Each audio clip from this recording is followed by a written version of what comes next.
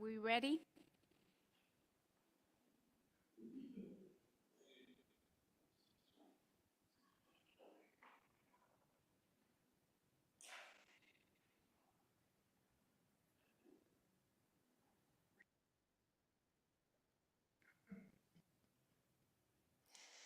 Hello, everybody. I'm going to call to order this meeting of the City Council on January 13th at 5:45 p.m.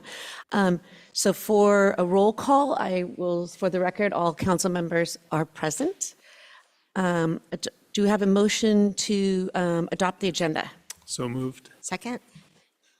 Actually, I am not going to adopt the agenda. We're going to pull item 15A, correct? Good catch. You can just leave it if you would like, or if you want to make an announcement now, Mayor, that when you get to 15A, you won't be taking action on that, given the withdrawal, but you can just leave it as is. Okay, so leave it as is, but I will say something at the beginning of the next meeting that we will pull it. Okay, great. Thank you. So we will have a motion and a second. All in favor, say aye. Aye. All opposed, no. So we are all unanimous on the agenda.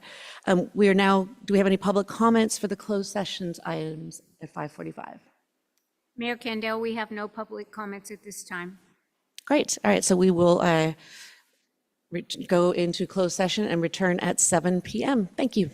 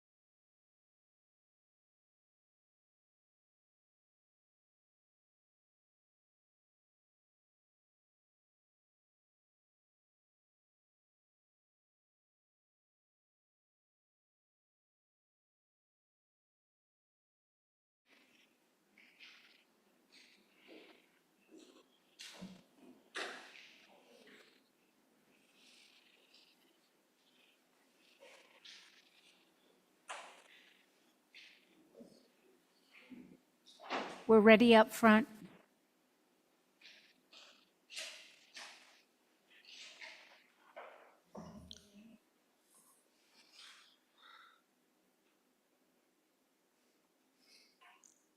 Good evening, everyone. We are back from our closed session without any reportable action. So this is, and then we'll first start off with the Pledge of Allegiance. I pledge allegiance to the flag of the United States of America and to the republic for which it stands, one nation, under God, indivisible, with liberty and justice for all. Thank you. And because this is the first meeting of the month, we read our land acknowledgement statement. So we acknowledge that Lafayette is part of the unceded ancestral homeland of the Bay Miwok people. The Bay Miwok and neighboring Ohlone people have lived in and moved through this place for thousands of years. They stewarded and shaped this land for hundreds of generations. We express our appreciation and gratitude for this profound legacy, which enhances and contributes to our lives to this day. We will strive to honor this land and strengthen our ties with the indigenous communities that continue to live and work in our East Bay region as our neighbors and community members. We acknowledge and honor them and their ancestors, elders, and the next 7 generations. Thank you. All right, so now we have public comments for items not on the agenda tonight. Do we have any public comments? Mayor Kendall, I have no speakers in the meeting hall, and I have no hands raised in our virtual audience. Oh, okay, great. I do have a couple of things to report, is that our agenda tonight, item 15A, we will actually, the appeal hearing for the SB 9 project in Happy Valley Glen, we will not be discussing that tonight as the application has been pulled. So we will go through this, but we won't be discussing it tonight.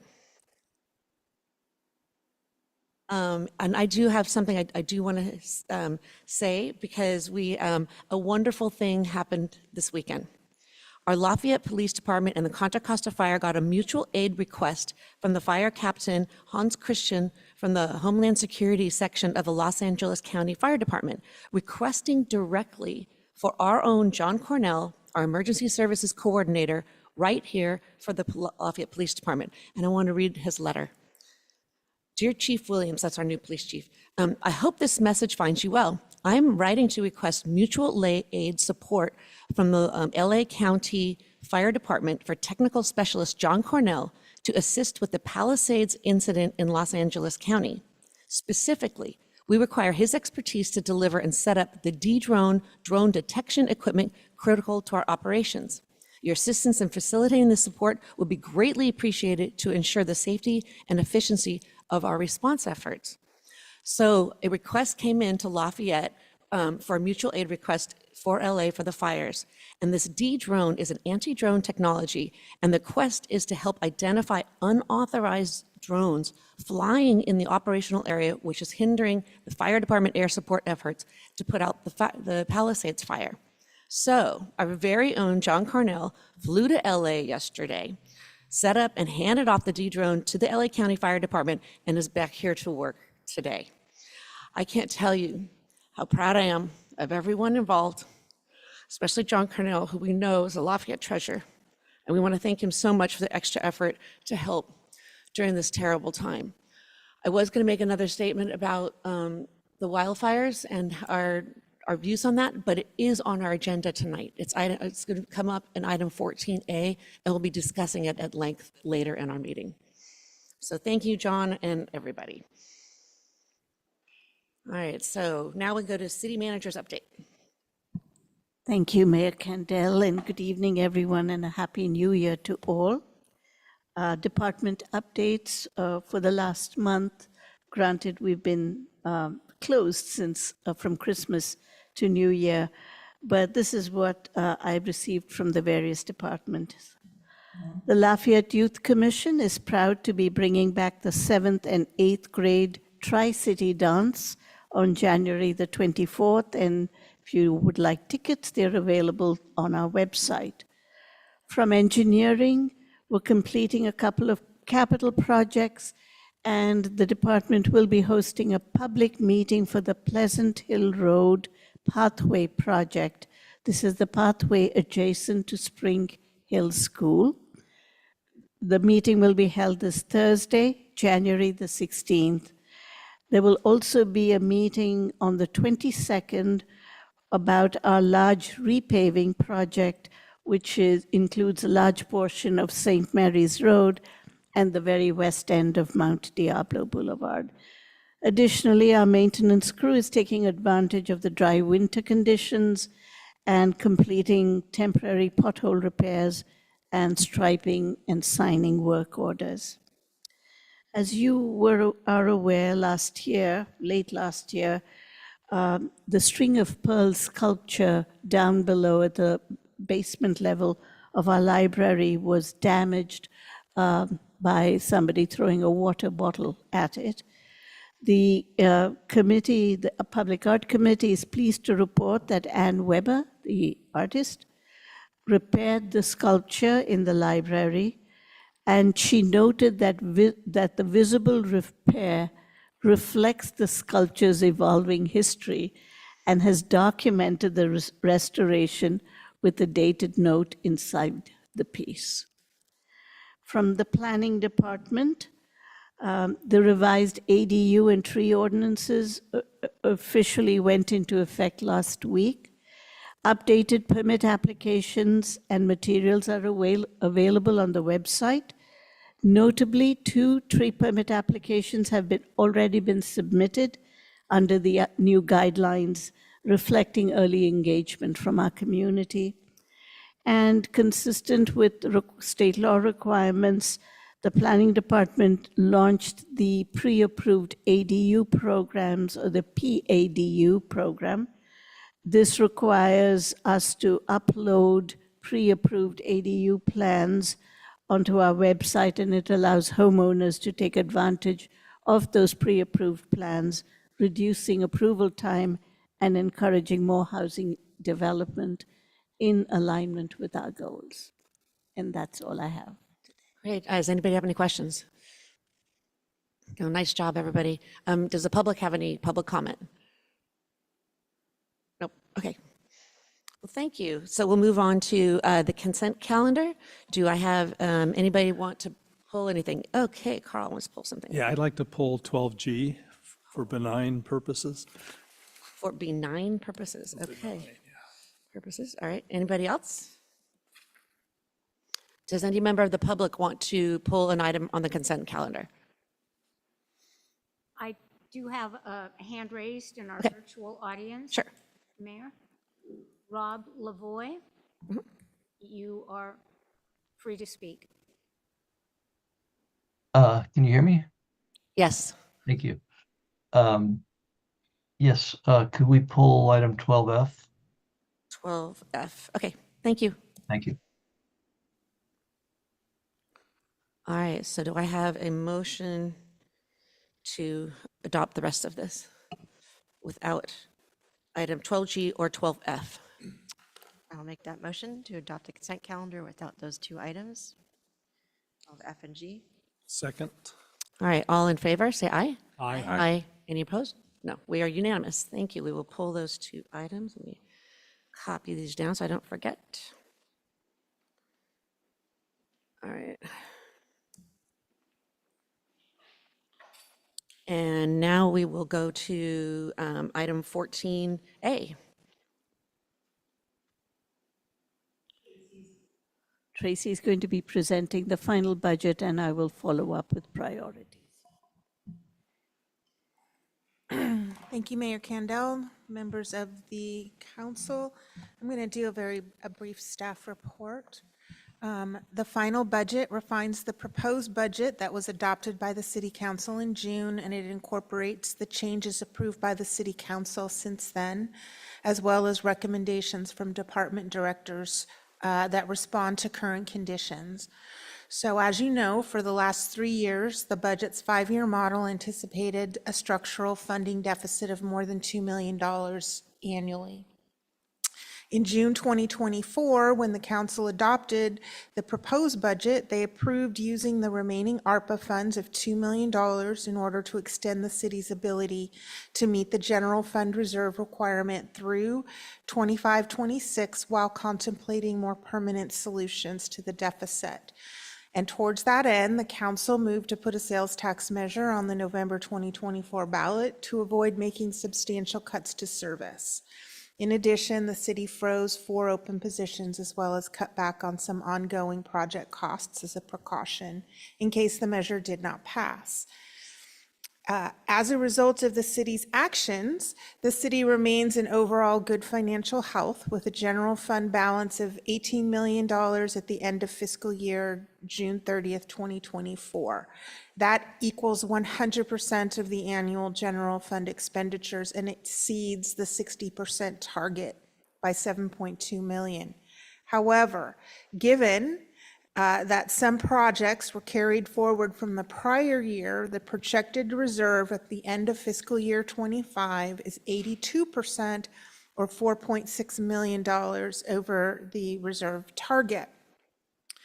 Also, as you know, in November 2024, Measure H, a half-cent sales tax lasting 7 years, was passed with 65% of the vote.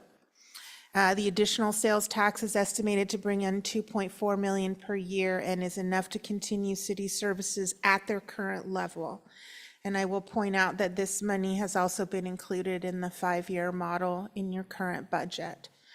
However, I want to reiterate that it is important to note that the projected sales tax revenue is only enough to address the current deficit, but not enough to fund additional programs or projects or to address the future maintenance needs of our existing infrastructure, which are significant. So, while the passage of the measure has allowed some breathing room within the budget for the next several years, staff recommends that surplus reserves be directed towards increasing and establishing funds to address ongoing maintenance of the city's infrastructure, which includes buildings, paths, signals, streetlights, and safety equipment such as the flashing crosswalk signs. Further, we recommend that the council consider funding an economic stabilization fund that is separate from the emergency reserve so that the city can weather potential financial downturns more smoothly in the future.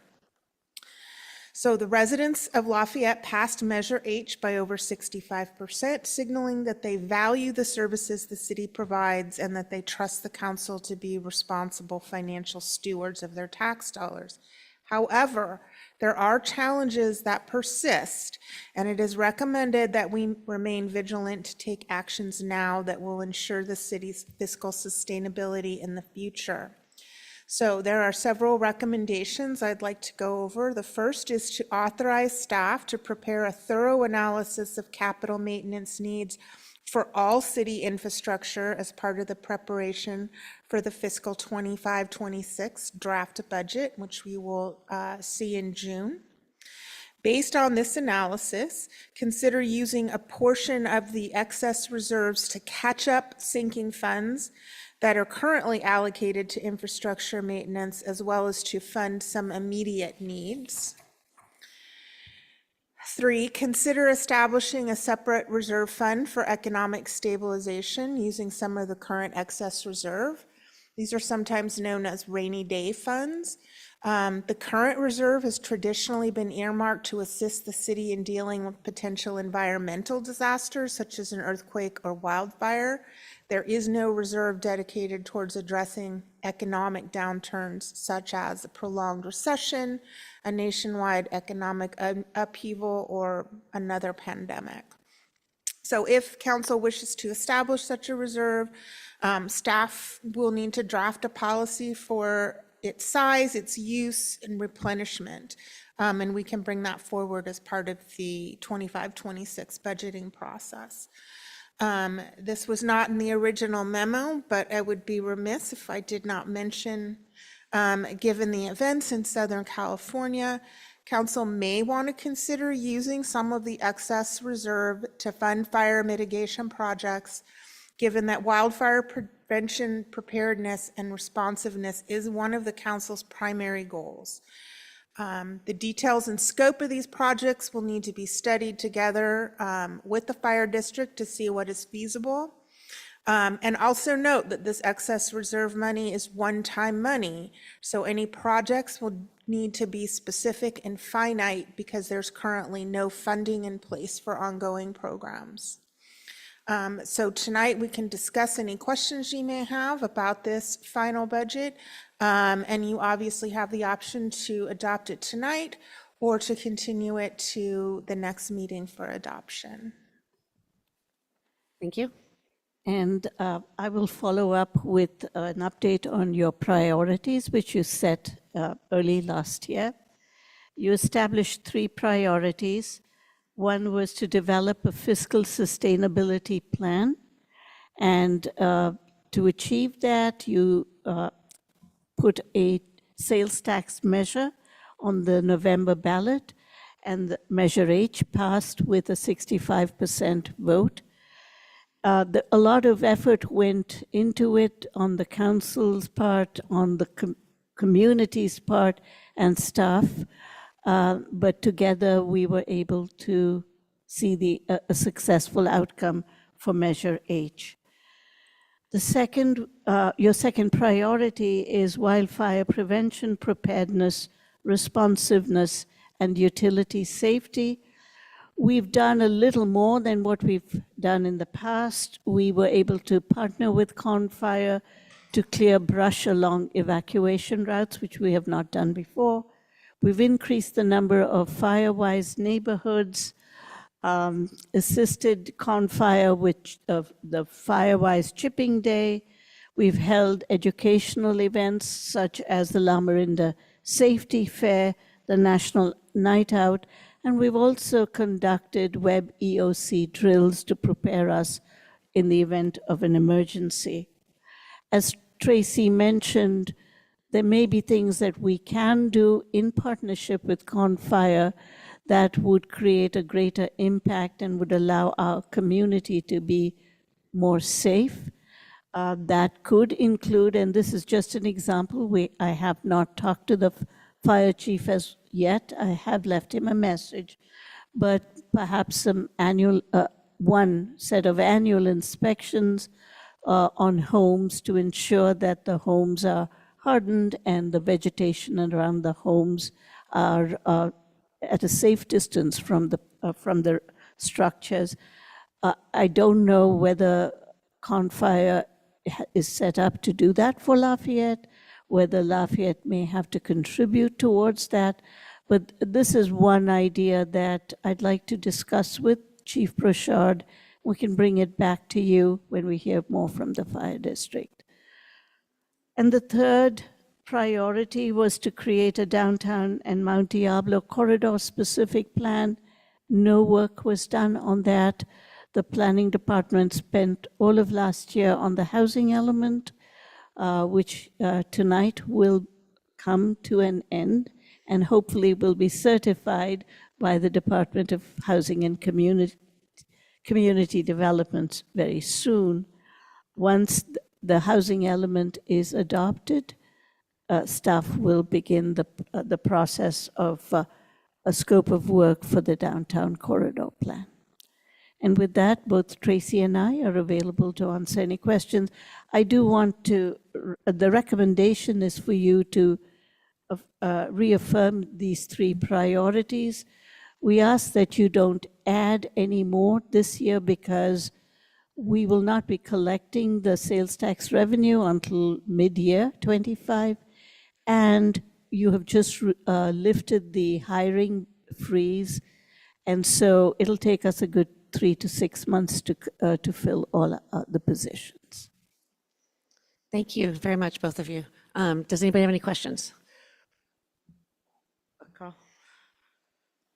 Okay, I'm just going to ask for everybody's benefit some of the questions I asked Tracy this afternoon, because in the final budget on page 5 of the staff report, there are a number of unfunded requests Actually, there are four of them. And the first two, the first one is 650,000 for the patio at Buckeye Fields.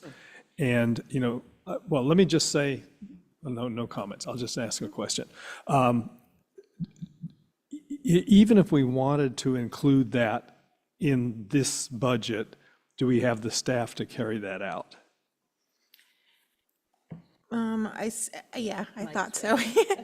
Not this fiscal, not in the 6 months left in this fiscal year, no. Okay, then I had the same question for the second item too, the Buckeye parking lot and the community parking lot.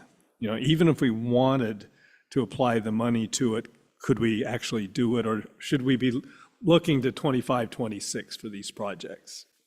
Yes. Yes, looking forward for those. Okay, Is that for all four or just those two? I think it's for all three of these The projects. three, okay. Okay, so then the third bullet, this is for you, Jonathan. Okay, so it's the $80,000 for the remote-controlled mower for weed abatement. And I think all the council has seen the video of how that works.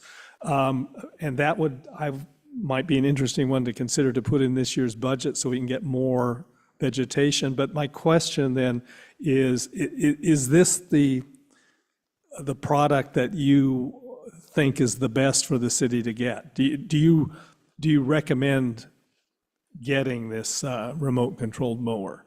Yes, there are two mowers that we've demoed.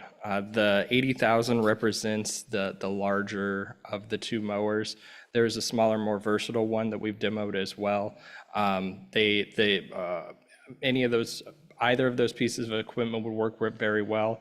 I think I would want to consult with the Engineering and Public Works Department on the final decision. The funding's similar between the two. I'd actually say the 80,000 is a little short of the trailer we would need to move it. The larger unit would require a larger trailer. A larger landscape trailer is something that we are in need of as well. We're removing two 20-yard skips almost as long as that stage, the city council stage, a week in debris that we're removing right now. And the trailer we're using isn't quite built for that. So for as far as fire needs and our ability to fight that trailer and these mowers would be very effective. So about how much would the trailer be? 10 grand. Thank you. Okay, thank you. And then on the fourth bullet, this is probably for Mike. It says the dollars are unknown for funds for traffic calming requests from residents have almost entirely depleted. Now, I know that we set the new procedures, and I think it was last September or October was the deadline, and we got the applications. Do we have funds in the budget to carry out any did we get applications, and do we have the funds to carry out any of the? So we did get a few applications. We denied several of them, just as we would evaluating them, had we had money or not. I believe we have some carryover funds from the previous year that we had for traffic calming in the original traffic calming funds that the council released to put in speed humps in other neighborhoods. We do have some funding left, and it may be enough to cover the traffic calming locations that we would recommend pursuing. I think we have about $24,000, and I was looking at that recently, and that may be enough. We didn't get a big surge like we've had in these last couple of years because we did take care of some backlog these last couple of years. So going forward for traffic calming, I think we're always going to get some requests. I don't know what, an annual budget might look like. In the past, for years, we had a sinking fund of about $100,000 that we did not tap into. And over the last 4 years, we've depleted that with the exception of about $24,000, I believe. Okay, so you're okay for this fiscal year? I believe we'll be okay for this fiscal year, but this will come to the council ultimately with our recommendation. And at that point, if we needed, say, $35,000, we would make that request at that time with some options for funding, or if we didn't have funding, we would just say general fund. So I think we would be close this coming year. But going forward, if we get requests in 2025 and we want to implement them in 2026, we'd need to move forward with, a sinking fund that we replenish from year to year. Okay, thank you. And then a final question for Tracy. On this page 5, again, there's 4 bullets for deferred maintenance. Can we assume that you're looking at those for 2025, 26, not for this year? That's correct. I think we need to do a very thorough inventory, and we need to do some analysis with costs. The costs have probably increased over the years, so yes, I would like to come back with the recommendation in the next fiscal year in June. Okay, thank you. All right, John. Great, thank you. A couple of my questions, Carl asked. I do have a question on the 5-year budget forecast. You mentioned, which is on page 9, I suppose. You mentioned you've included the Measure H funds, which is helpful. A question I don't understand in the uses section, like the second section where you've got this potential savings line item. Can you explain what that is? Yes, so generally we budget, but generally every year I want to be accurate. We don't always spend every single dollar that we budget. You can see that sometimes we have to carry things forward. There's a couple things we know we probably are going to not spend, around $200,000. We have what we call 999 funds. Those are funds that we, when a department underspends their budget, we allow them to keep a certain amount, I think, up to $25,000. And that's just basically to allow some flexibility in the budget. So over all the departments, that's about $200,000. We never spend that money, certainly not all the way up to the max. And then in the past, we have also had some savings from the police department. That's been traditional. I think last year we saved $250,000 from that budget. There are sometimes vacancies that we will account for. So this is just to give the council an idea. We take this so that you don't become alarmed when you see that bottom line may be tipping over to a negative number. I want to be as realistic as possible that we do usually save some money. $500,000 on a $20 million budget is, not that much a percent. I mean, I'm good at the budgeting, but I'm not. No, so to kind of recast it, sounds like we generally have a pretty conservative budgeting approach, and that's just like the bit of the factor that when all is said and done, you've historically kind of hit about $500,000 less than your budgets, and that accounts for that. And one of the reasons is we didn't want to pressure the budget. If the council wanted an absolutely balanced budget, I didn't want to pressure and cut something when I knew we probably were going to have savings across the entire budget. Great, and thank you. And then following on, we also have this line item, the $1 million for the additional road repairs. I'm assuming that's just an artifact of the Measure H conversation, and then in going forward budgets, that will just get rolled up into a single number. Is that correct? That is correct. I did want to this point to put that. I probably won't put that in the future, but I did want to call it out. And I'm glad you mentioned that, because this is something you'll see here that I did actually add an inflation factor to this $1 million. I did notice that, yes. Because I don't believe that it's realistic that the cost of road repairs is going to stay. So I did increase that amount annually by 3%. Hopefully that may be enough, but depending on how inflation goes. But again, wanted to be realistic. Right.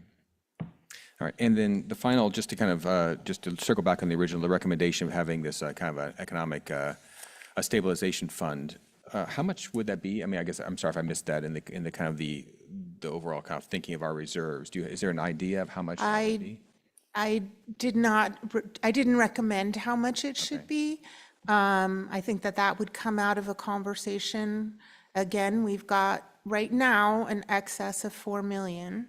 But I don't know that we want, you could maybe half. I don't know. I think that's a discussion. And I believe Councilmember Ryan Dury had expressed that maybe the Finance Subcommittee could look into that. I would want to make a recommendation. I would want to look at, we're already collecting policies from other cities who do have this. So I think that would come out of a larger discussion. And you mentioned you expect this to be more of a one-time kind of. Absolutely it's like- one-time It's a way to money. kind of, you're right, so it wouldn't be a sinking fund, we just kind of, it's one-time money, we just kind of keep. It's one-time money, yes. Perfect. All right, thank you. All right, any other questions? Yeah, Mr. Cervantes, Councilmember Cervantes. Thank you, Mayor Kendall. Not to make a comment, but I do like the approach of looking at deferred maintenance and other items. So in a way, if it's the idea here, we got a $4 million one-time bucket of funds, truing up some of our accounts where we may be below an appropriate threshold with respect to deferred maintenance and otherwise. I think of other potential risks or liabilities the city has, like storm drain, stormwater. Is that something that would be appropriate in this as well, just to put into the calculus of what should be considered in addition to these other? It's possible. I believe that, Measure H addressed some of those gaps, stormwater and the downtown assessment district. What we haven't done over time, so yes, anything that you want to do that could be appropriate. I think that we are very underfunded, though. I called out infrastructure in particular because as you have noticed here, we've been putting money away, which is good, like for the library, but we put the same amount of money every year. And I think that the costs for replacement or for that maintenance is increasing every year. So I think, again, that's a really good reason to find out sort of how underfunded we are for what we have, to see what may be left over. So in this exercise, really looking out ahead to the next year's fiscal year's budget, there would be some sort of a calculus done to say, okay, if we have X in this fund, but really it's X plus Y, is sort of figuring out the Y is. Right, so there's two components. One is catching up the funds we're already saving, and the other is establishing funds for things that we don't.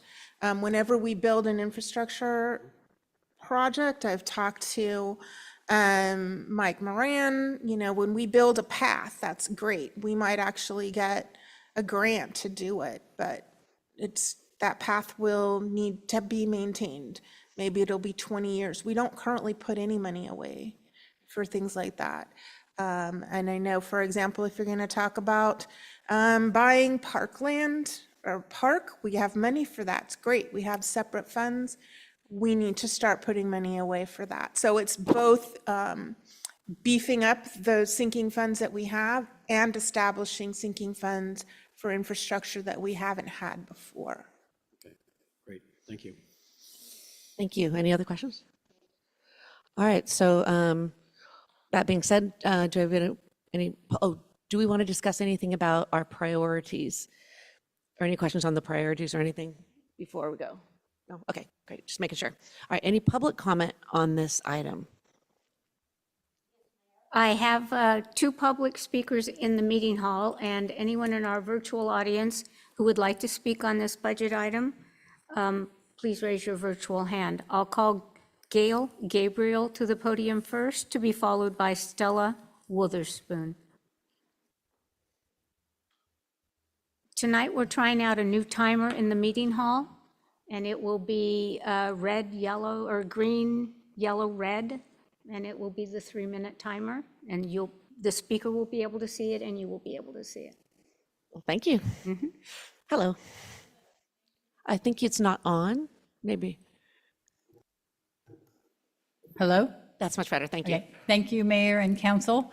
My name is Gail Gabriel. I live at 1069 Serrano Court, and I believe you all received an email from me. And I wanted to thank publicly Tracy Robinson, who got back to me in a very timely manner and addressed all of the issues that I had and answered them in such a format that I really don't have questions for you anymore. So I wanted to give her that public acknowledgement. I was very grateful. It's confusing when you're looking at things, you have your own jargon, and so it was hard to understand. I do, however, have one question that had to do with the item, what is fee study for the amount of $130,000? Am I to understand that a consultant will be hired to start the process? Oh, I'm sorry, reading the wrong one. A consultant will be doing a study to allow the city to increase planning and engineering fees to ensure that the city is accurately capturing its cost for service. That's kind of convoluted for me. I'm not sure what that means. And so I wanted an explanation if that was possible. This isn't a back and forth, but after all the public comment, I will ask that question and get an answer to you. Okay. Thank you. All right. Well, Have anything more? no, that was it. Appreciate your letter today, too. Thank you. Thank you very much. Stella Witherspoon? Hi, good evening, council. Does this need to be reset, the thing? Okay.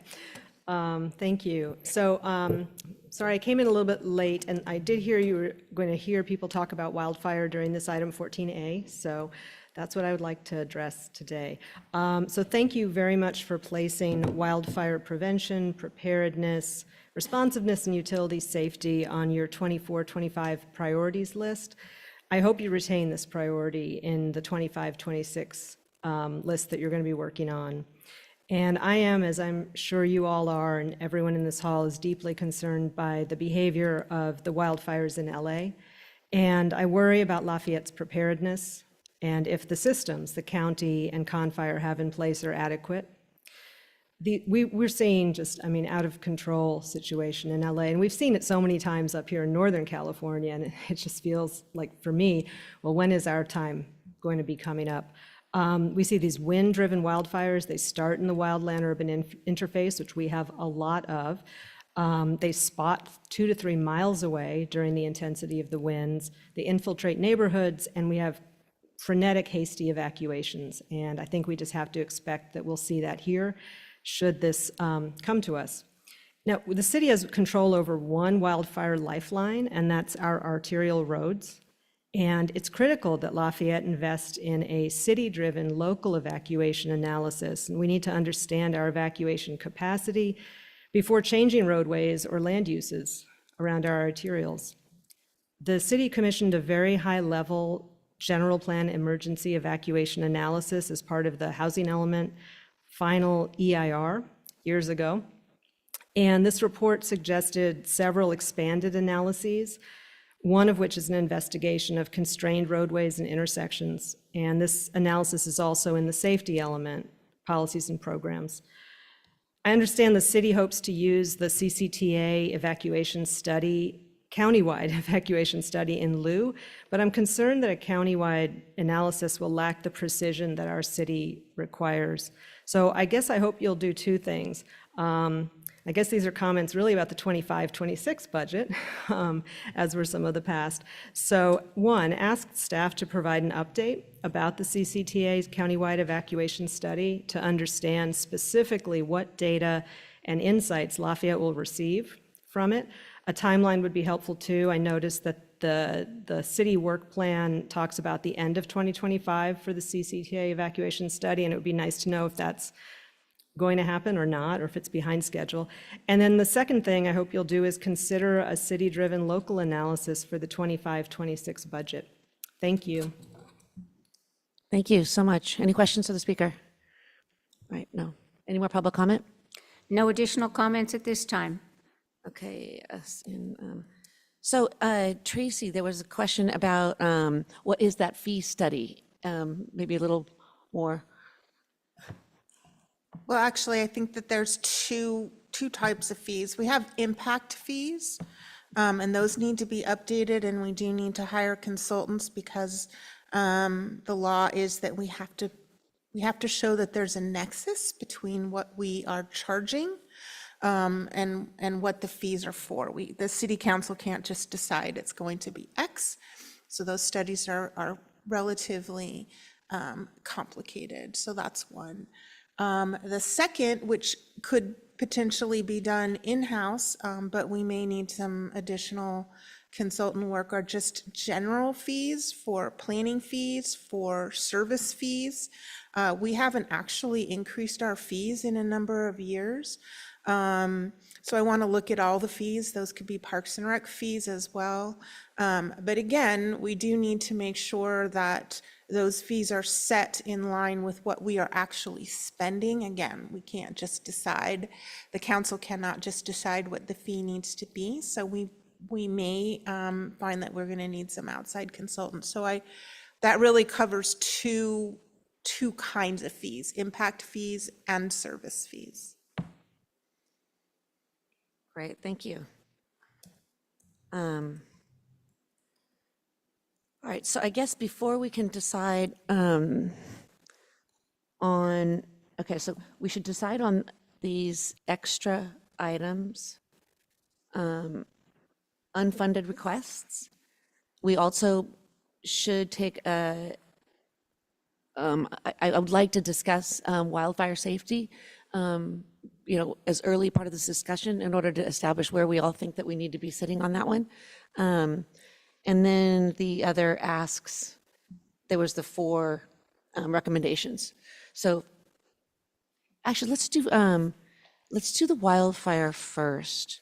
I too, I'm absolutely, I want to express our shared concern about the horrific fires in Los Angeles, and to say that we're really sad about what's been going on and who are affected by the fires. Many of us here were affected by the Oakland Hills fires, and so we share utmost empathy for our Southern California neighbors. But I'm glad that we've got wildfire on our agenda tonight. That was just coincidence. And so we can take some extra time to think, maybe do a little brainstorming of things that I know my residents have been coming to me to asking for things. And so I'd like to take a little bit of a stab at that. Because we do have some extra time and money in this budget, it is one of our priorities. And I kind of want to see where everybody kind of sits on this. So if anybody wants to start that. All right, go ahead, Vice Mayor. Okay, well, in terms of, one of the things we also need to do is reaffirm the priorities, and I definitely in favor of that. Yes. I don't think we should add anything. No. But what you're suggesting right now is basically fleshing out whether there should be anything more within the wildfire priority, which we should do right now. But again, I definitely in favor of reaffirming the priorities, and then we'll be addressing next priorities in the next month or so. Okay, so in terms of wildfire, yeah, if there's things that we can identify that we know will make a difference, I think we should do it. I think we need to be a little bit careful about jumping in on things without thinking it through. So obviously we can't do something tonight. We can just start the discussion. Exactly. But I'm, at least at this point, in favor of using the money for this mower, which I think will make us much more efficient in terms of clearing out the brush and grasses. So I'd like to consider that. I mean, I think we would want more thought and then have it brought back to us in January, but I'm definitely in favor of that. There's nothing that, I know the city manager mentioned talking about annual inspections for homes. I think when one of the chiefs was here, they were talking about how you can call and get that kind of inspection, but I think it's worth, following up and seeing what their capacity is, and if people want more help. I think that would be useful, particularly if that's combined with encouraging people to become part of Firewise neighborhoods. So I think if we just encourage the city manager to pursue that and then come back, I think that would be good. But in terms of things that short term that we'd spend, I don't know if we're going to be able to come up with something before the end of the month sure. with this budget. I know these priorities last through July, right? Like basically June. It's just, or June, right? And so, I mean, I look at that and I'm like, that's part of this budget right now. Even if we're going to change priorities for next year, which I don't know if we will, wildfire is on our, forefront until June. Right, Gina? I think I know our Emergency Prep Commission has been working on this and what we can do, and a lot of the feedback too was also chipper, like materials that could be helpful in terms of Firewise or not, if there's something that they have resource access to, would be great. Another big thing is basically that local evacuation plan and finding out, where that nexus is with CCTA and how detailed it is for our local roads. I know we've been thinking about that ever since we started with the housing element. That's been an issue, and the fares and peers analysis brought up a lot of attention to that and the disparity between the times that it took from different neighborhoods to evacuate. So I am not sure we would start with that in terms of how, to get that analysis and where we'd get that, but I do think that would be a very good thing that we would invest in. So it seems like the ideas that what was being suggested would be good and bring them back to us, and then we can analyze what actions we need to take, yeah. Sorry. Good. Thank you. What I'm conscious of is the calendar, and there's like our fiscal year calendar, and then there's the fire calendar. Right. And so if we want to get stuff done, it's really like by August. Correct. So that's like something, and so approaching this and like starting work this fiscal year makes a ton of sense to me. And, I'm with the Fire Ice Group in our neck of the woods in town, and we've had the fire inspector come by, visits homes. It's really helpful, but I got to tell you, just driving around town, it's like almost everybody has got plants up in that 0 to 5 ignition. Absolutely. It's the handful who don't that really are the exception. So, and I don't know, the Confire, or their fire inspectors have said, look, we recommend you do this, but we're not requiring it. They're taking a lower key position than, say, MOFD in that Correct. regard. And that may be a discussion point as to how much we, or the Confire wants to assert that. Because that's Or our city maybe is able to or maybe assert our that. city. Because that's probably the biggest single thing that could be done, and also probably the most controversial one. Not to sort of like throw a grenade on the table, but just that, but I think we might want to start like, look, what's the range of things we should be considering here? The other thing I come across is like, the fire inspector will also say that brush is the problem, is a key problem. It's not so much the trees, it's the brush, and you can limb up the trees. So clearing brush, and I gather, and this is since I'm the newbie here, I'll go to school on you guys, but that's been something that we've started. That is something that would be probably important to continue or step up, I would think. Because, the thought of like driving down Spring Hill Road in a major fire situation with the brush on the roadway going Right. scares me. So. Yes, go ahead. I want to react to that comment and then just step back a little bit. I agree completely. I'm just thinking about what we can do between now and fire season. I think if we focus on fuel reduction, particularly brush reduction, I think that would be a great thing to do. And that would be not only our city property, the mower comes in, but also working with the agencies that have public land within Lafayette, because we know that they don't necessarily do what we would like them to do. So starting early to get their cooperation would be great, but then also working with homeowners, not just the ones that the fire district looks at, which are the larger acreages, but everybody, recognizing that if you've got the 80-mile-an-hour winds, nothing's going to make a difference. But if you do cut down the brush and there's the discarded cigarette or the other spark, then it's going to be less likely. So, I mean, in terms of realistically what we can do, I think we focus on brush, that'd be great. Just stepping back, I mean, with this tragedy, we're going to learn a lot, a lot. And one of the things that just, I never would have thought about the East Bay mud reservoirs and how they get refilled. Now I think that's got to be on our agenda, thinking about, okay, how protected are we? Because one of the big lessons here is everybody's designed the system for the one house, the two house going up, but not fighting the whole neighborhood. So where are we? To my knowledge, that's never been raised in our discussions. Maybe emergency preparedness has. Jim? And I was going to say, I think that's an excellent point. And there's a reservoir up at the top by Martino. Right, yes. And, the query, is that adequate? Should there be another one? Don't know. If the entire neighborhood goes, Right. how far does that go, Yeah, right? because if there's a significant fire in Spring Hill Valley and Happy Valley, I suspect that water pressure would drop rather significantly. Right, and how fast can we refill it? Yeah. And is the pumping station protected? These kind of questions. Those are the kind of, and, Yes. there's a dialogue with EB Mud as our partner in this. Mm-hmm. And hopefully they're beginning to assess this because it's not just that one reservoir or storage tank is district-wide. It's a bigger issue now. We are more aware of this thanks to what's happened in Los Angeles. Yeah, yeah, and that's one big lesson. There's others we're going to see. We're also going to learn a lot about, what difference it made with respect to vegetation clearance, because looking at some of the pictures of the Pacific Palisades area, well, actually it was Altadena that I was looking at. The houses are gone, the trees are still there.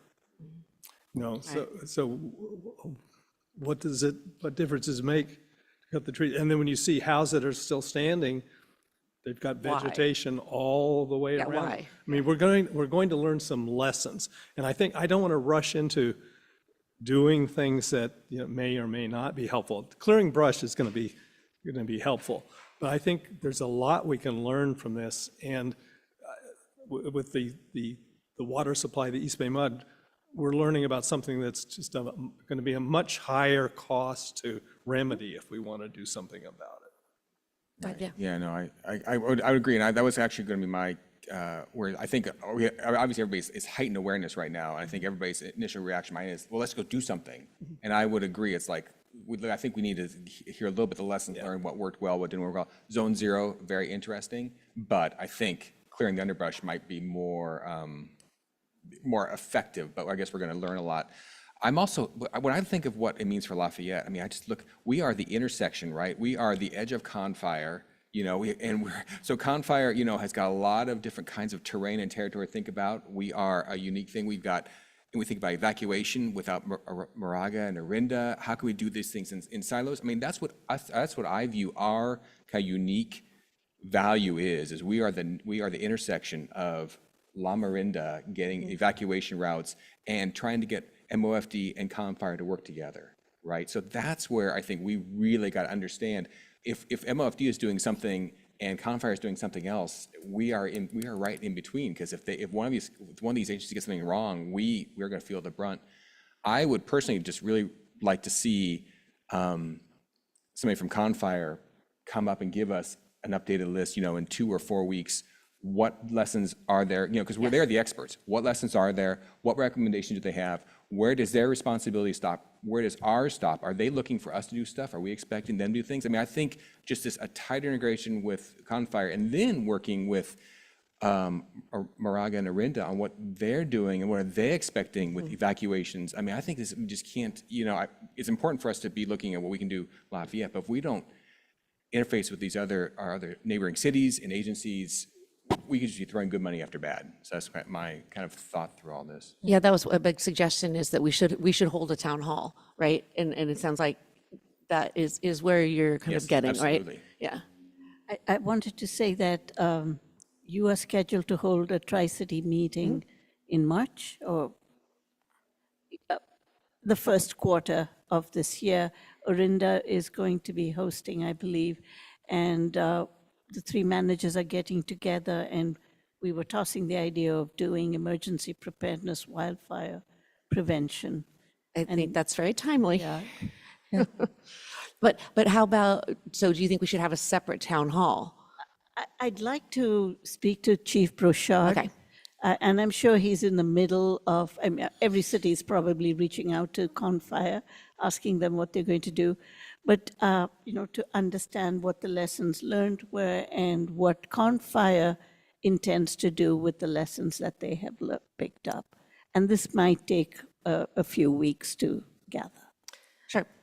I'd like to recommend too, I know stakeholder partnerships is very important, not only East Bay Parks with their contiguity to our residences, but obviously East Bay Mud, and then PG&E.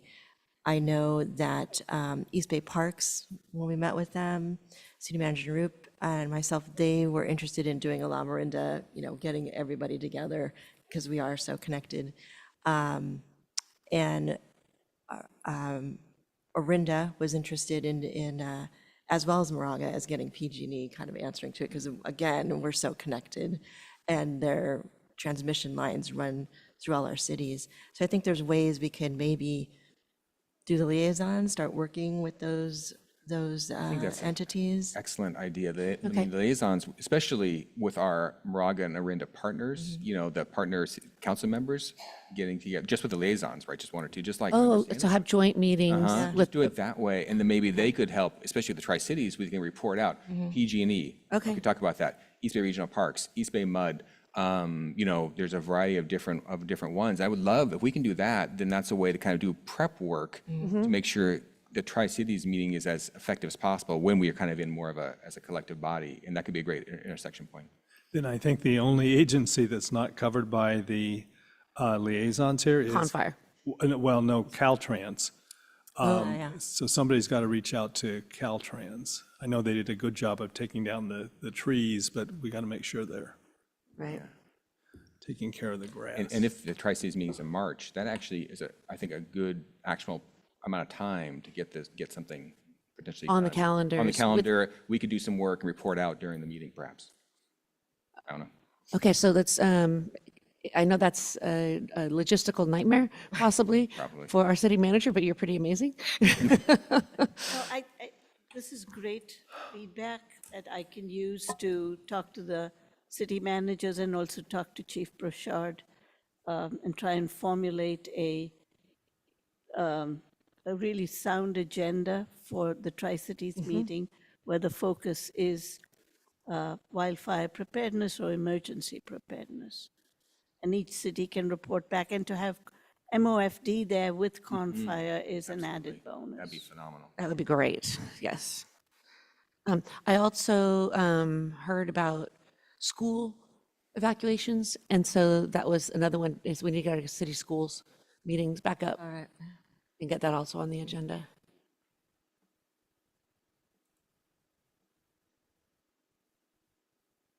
Okay, so I guess that is enough. I'm not hearing much in terms of, concrete items that we want to add to the budget, like as of tonight, except for kind of planning and keeping, trying to come up with ideas that we might want to add. Is that how I'm hearing? Well, I'm saying I'd like to see the mower. Oh, the mower for sure, yes, I'm Add sorry. With the exception, and the trailer, the And- mower and the trailer. Mower trailer. Right. And just focusing on fuel reduction. What we can do to reduce fuel load between now and fire season. But are we actually, I'm just to clarify that, are you saying we should have additional, because obviously we could have contractors or people come in and do extra work, or you just kind of, when you say concentrate on that, I don't. I'm looking for suggestions as to how we could best spend money to do that. What the most effective, because just one other thing, there's a lot being spent on shaded fuel breaks.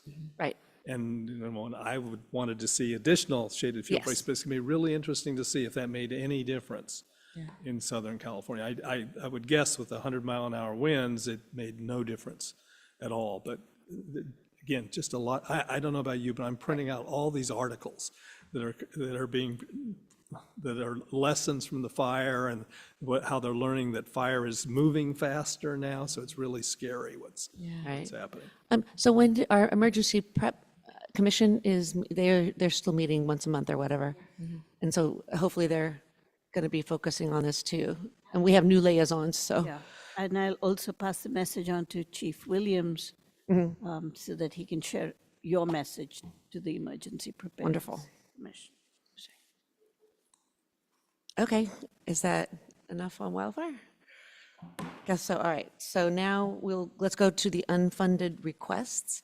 And so there was the $650K and for the patio, and then the parking lot for $270K. It sounds like we don't have the staff to do that. So I'm kind of assuming that my council is feeling that those two drop off for this year. The 80K turns into 80K plus 10K. for the trailer. And I'm thinking that we all are in agreement, we're going to go for that one, super. And the funds for traffic calming requests is sounding like maybe it's covered, or, so that item is gone. That was good. Come back to us, I guess, if that is, if that changes, you'll come back to us. The only question is, we did put away sinking funds on an annual basis, and is that true for that? We did. You might want to consider doing that again so that, Go yeah, pay it so forward, some honestly, years or others, but we can possibly, when I can work with Patrick and Mike to come up with a recommendation of what might be a good number. For next year, right? For next year, and, you know, if you do a sinking fund, then you might have monies left over from the previous year, so that might be something you want to consider, something we've done in the past. Sounds great. Oh, yeah. Nice.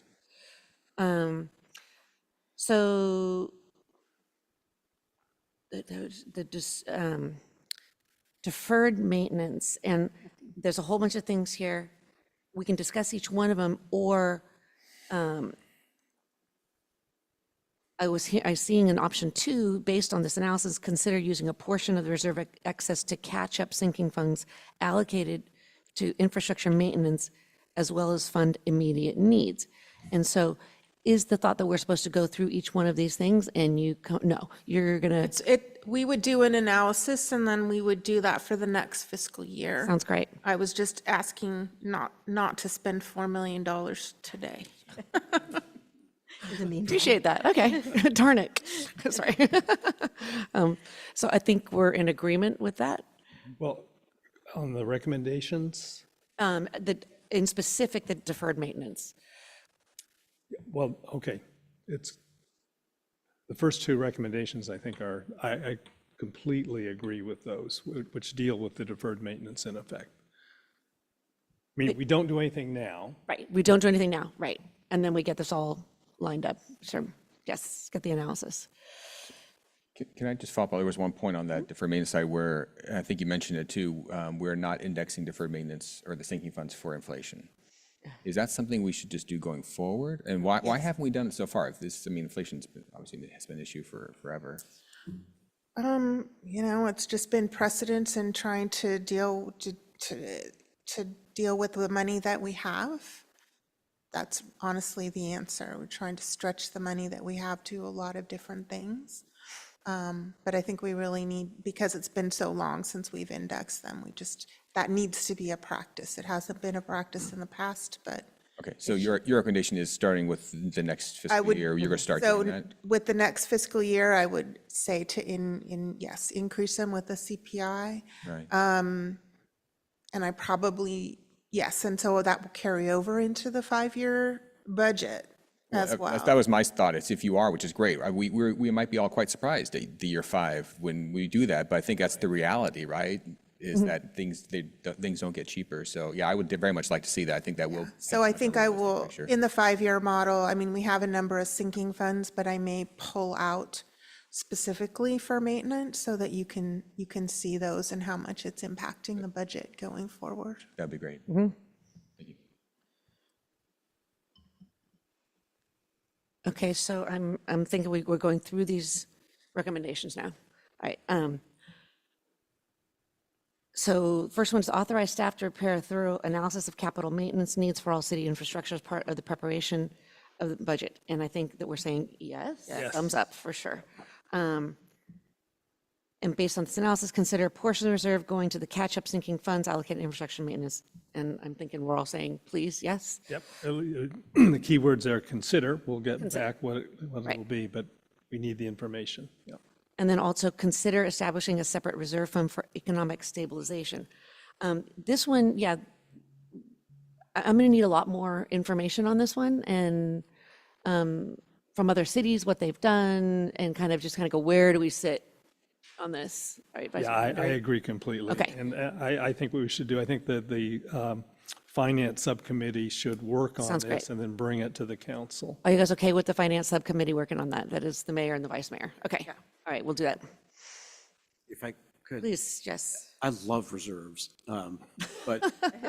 Oh, and you're a finance guy. I'm a finance guy. But I think it's also be mindful, like theoretically, we get a $40 million reserve, and I guess the I mean, I'm just being exaggerating Yeah. here, but it's like, at some point, it's like there are other needs that are pressing now. That's, So that's the balance, and I know that's what staff will look at, but like the rubric for economic stabilization, it's a little mush, it's kind of, I don't know, mushy to me. I like the concept, but I just want to see how that plays out relative to other needs that we're facing. Okay, so full disclosure here, there was a discussion a couple of years ago about whether it's better not to have reserves but spend now on items. But what I think we're doing now is we're going to get a really good handle on what our obligations are going forward. And then, once we get that, that's number one, then we can consider, whether we establish the reserves for that. Because another thing we need to look at, and, talking to you about this, is how you layer your investments so that you're getting the maximum return if you've got actually $40 million in all these funds. Because it would, anyway, well, just setting them aside at what's the current basic rate that we're getting? It's like 1% or? Oh, it's more than that. We actually did really well last year because we had some 5%ers. But on average, rates have come down a little bit. We ladder it so that, Exactly, we get, some we still have outstanding at the lower rates, but the new stuff that's turning over. So we actually did very well with investments this year. But again, you can't count on that. We're not an insurance company, which is where they make, their money. Actually, that's a good thing right now. Yeah, exactly. And also, obviously, we're limited in what we can invest in. But I just wanted to say the economic stabilization was an idea because we were very fortunate that we had the ARPA money to tide us over, or we would have had to make significant cuts.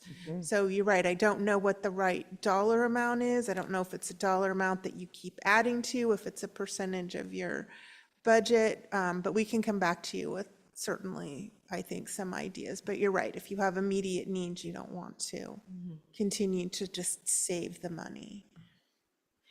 There'd have to be some good caveats for parameters for that. right. So we're okay on 3 moving? I think we're okay on 3. And then 4 is to adopt the final budget and just including the mower and the trailer as the unfunded requests. Do I have a motion? We need to vote on that one, right? Well, do we want to do that now or do it the next time with more information on what we might spend on fuel reduction? It's going to take some time to do items, the maintenance issue. We really need to go out and. Oh, well, no, yeah. those are for 25, Yeah, 26. those are Yeah. 20 no, 1 and 2 are for 25. Yeah. Yeah. So which one were you talking about, Vice Mayor? What information? What we might spend between now and August, or between For now and fire- June on fuel reduction. On Right. fuel How reduction. much we might want to allocate for that. Do my best to get that information to you for your next meeting. You will have to adopt the budget at the next Yeah. meeting. Well, I guess the alternative, we could adopt it now and then Yeah, we can always add. You can March, add. we can always add it. And is that okay? Yeah. Okay, I think that's probably more prudent at this point. So do you have a motion that we will adopt the agenda now, but with the caveat that we will have further discussions about wildfire safety and possible budget items relating to that in this year? But that'll come up later. So moved. Second. All right, all in favor, say aye. Aye. Aye. All right, we are unanimous. Thank you. Okay, the next item is item 15A, and this one has been pulled. Is that how, Mala? It's been withdrawn. Been withdrawn. The application has been, the appeal's been withdrawn, and the application was actually fully withdrawn. And so there's nothing to discuss. Okay. So now we will go on to the items from consent. The first one is item 12F. And how do we do this when the public pulls it? I'm trying to remember what we.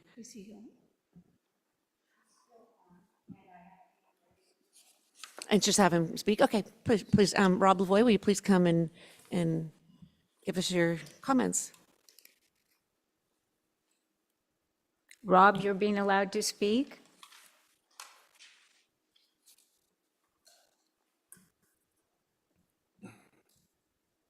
Thank you. I apologize for not catching this sooner, and I would have submitted something in writing, but I would just like to object to any proclamations for specific groups, especially for those with controversial political identities.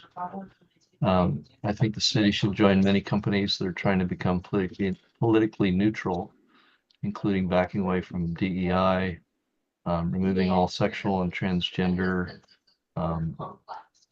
products, as the case of Walmart, Target, references to LGBT pride events, and stop participating in Human Rights Council's LGBT Equity Index, et cetera.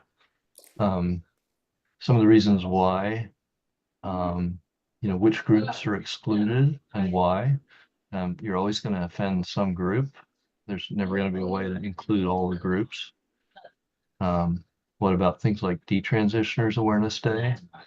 There are thousands of kids and young adults who are coming out and finding little support when they speak out against the popular direction for gender affirming care, the schools, one-way counseling, hospitals that are eager to move kids along.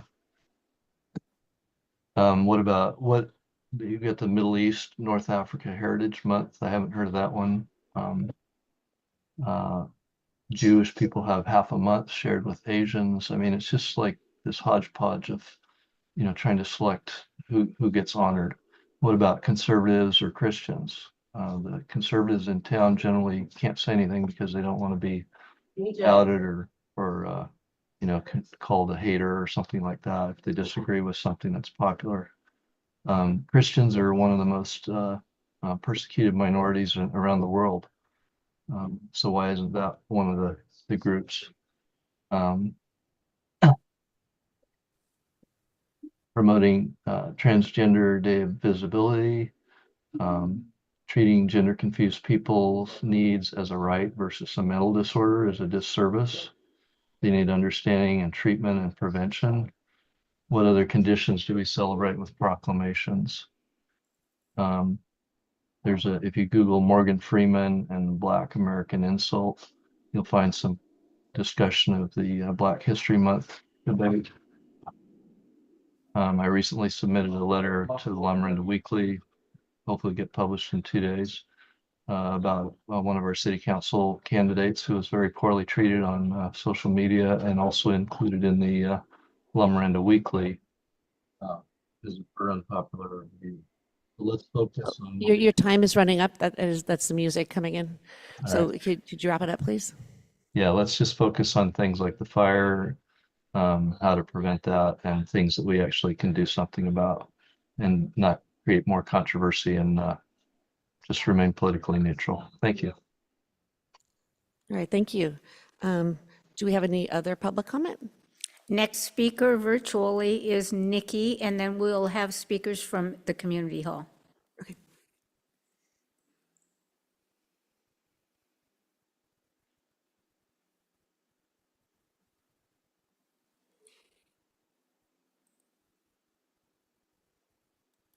Nikki, I've allowed you to speak. Hello, my name is Nikki Kelger. I can I'm still a little shocked by the comments prior to me, and I'm trying to collect my thoughts. I will say that everything on the proclamation is validating the humanity and the positive regard of this community for individuals who may or may not fit within the definition of majority. I don't think that identity and the recognition of the diversity of our community has anything to do with political correctness. I think it's a moral imperative that we identify people who, particularly now in this time in history, are being actually persecuted and threatened and put under extremely straining conditions by virtue of the fact of who they are. I am very appreciative of the proclamation coming to bear in the first place. And I think the whereas clauses, while sometimes those can be dry and humorless, I think in this case they're very meaningful. And I'll just restate them, that they are to promote inclusiveness by increasing knowledge and understanding of the various backgrounds and life experiences represented in our community. The goals are to promote inclusiveness by celebrating the rich diversity in our community. This is about bringing people together. And as was stated by the other person, you're not going to always get everybody to be happy and on the same page, but this is about human dignity. And I think that is ultimately important for our community to recognize. So I appreciate the council moving forward to approve the proclamation. Thank you. Thank you. Any other public comment? Allison Hill, you're being allowed to speak.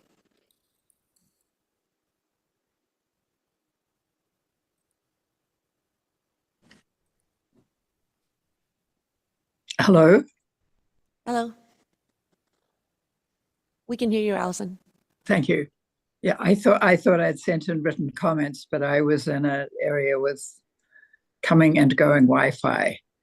But I just wish to state my support of the proclamation calendar. It's been useful and appreciated in the community in the past, and I think we should continue with it. It is our best effort to acknowledge the various groups in our community and to support them. Again, I don't agree. I don't think it's political. It may have been made political, but it's a matter of human rights and acknowledgement of our fellow citizens. So I just want to state my support for continuing with this system of proclamations and listing calendar dates. Thank you. Thank you very much. Any questions, speakers? No. Any other public comments? Yes, I have one speaker in the community hall, Ellen Poling. Thank you, Council, Mayor. I can't say it any better than Allison and Nikki just did. I'm here on behalf of my husband, Steve Poling, who has taken up the leadership of the DEIB committee. It's a fledgling committee. It's been in the works for a few years, and I think you're in receipt of his email supporting this proclamation, and I just am here to reiterate that. Thank you. Thank you for coming. No additional speakers at this time, Mayor Kendall. All right. Thank you. So do we have any comments? Okay, Jim, Councilmember Cervantes. Thank you very much. I have to say, in my travels in my career in public finance, there was really only one city in California that had the word love in its sort of like ethic. And I have to tell you how special that is. There's lots of other great slogans out there, but love Lafayette always struck me as something really unique to this place. And it's a terrific bumper sticker, but to me, it's a lot more than that. It's about that this is a community that really appreciates, celebrates its diversity, and growing diversity, I should say, and all the different communities and individuals that make it up. And so in the fall, I was running for this office, and I met with individuals from the LGBTQ community and told me their concerns were about feeling safe and their kids feeling safe in the schools. That resonated. And I think that by having something which is a Transgender Day of Visibility and celebrating Pride Month, that to me is special. It just says a marker that this is a place that welcomes a broad array of individuals that make this place great. So I fully support this. And I think at the end, we should do more to sort of celebrate this community, because it's all the different individuals from all our diverse backgrounds that make it something that I think really we celebrate and makes us stronger. So I'm fully in support of this. Thank you very much. All right. Councilmember Dawson. I was just gonna say thank you for those comments, and I would move to adopt this resolution number 2025-03. Thank you. Are there any other comments? Okay, on the sentiment that we should be doing more rather than less, I second the motion. I just would like to, I agree, the motion is terrific. I want to just respond, I think, to a thought of, we should be doing, say, fire, instead of this. And this group and this community, we can do both.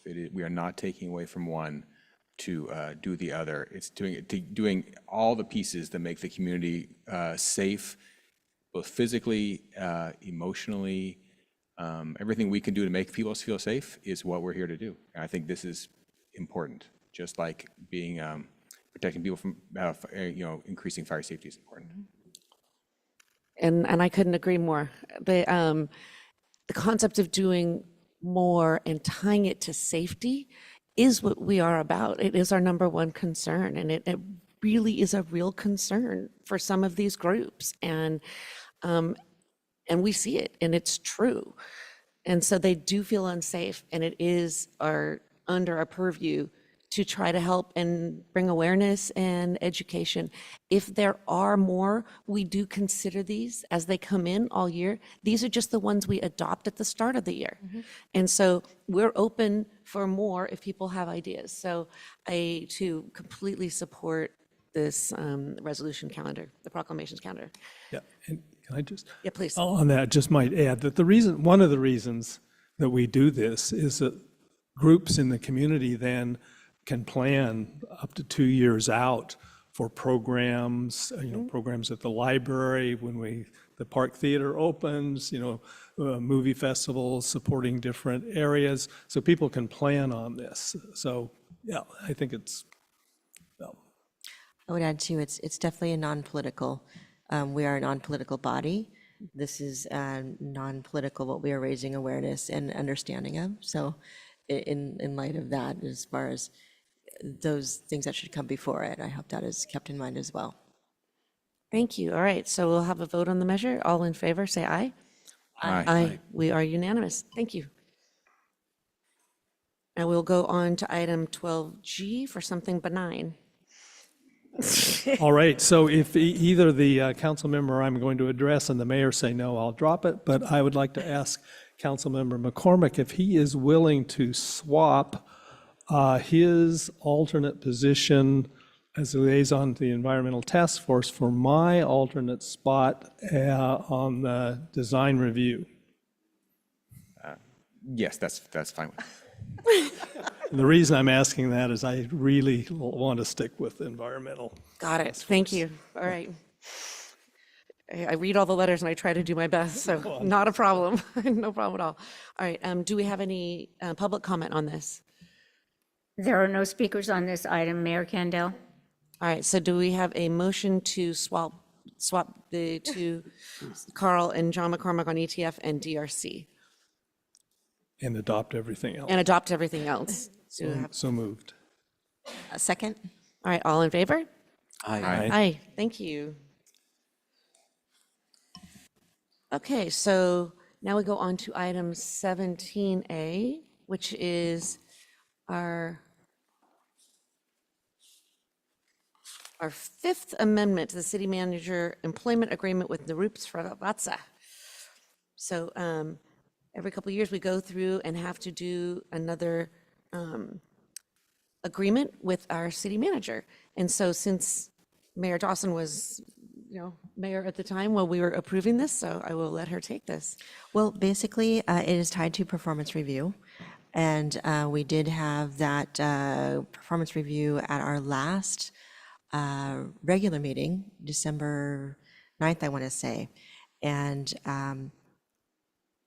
came out of that with a deep appreciation for the work that City Manager Srivatsa does for us throughout the year. And last year was particularly trying with everything, and also managing the staff to and of course, leading the staff, I should say, an incredible staff through that year of really belt tightening and stretching thin, and all that good work was done.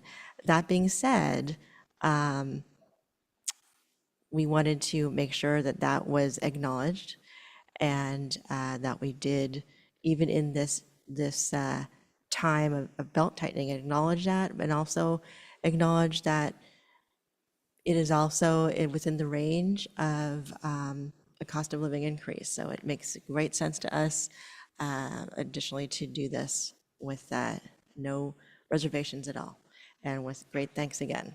So this is just part of that amendment, and we would like to include this and have decided to do that this upcoming year. Hoping that city manager Narup will sign that amendment. All right, do we have any questions from the council? Okay, any public comment? There are no speakers on this item, Mayor Kendall. Great, all right, so do we have a motion to authorize the mayor to execute the amendment to the city manager employment agreement with Narup Srivatsa? So moved. Second. All right, all in favor? Aye. Aye, thank you. Thank you. You're welcome. Oh, this next one. Oh, a letter from Jim Cervantes resigning from the General Plan Advisory Committee. I do not accept, I'm kidding. The current chair, I think, said good riddance to him, but yeah. Yeah, that's right. I don't think so. Okay, so obviously, Councilmember Jim Cervantes needed to resign from the General PAC Advisory Committee. Do we have any questions or public comment on this? No comments at this time, Mayor Kendall. Okay, so I guess we have to take a vote to whether we'll let him resign. So do I have a motion?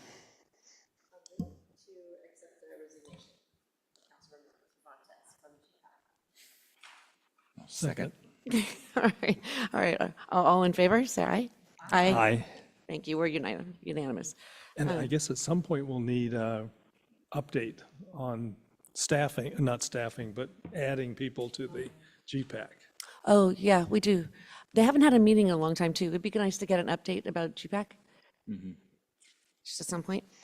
I missed council and commission reports. There wasn't really a spot in there, I guess, in this one. So let me put that in before we go back to closed session.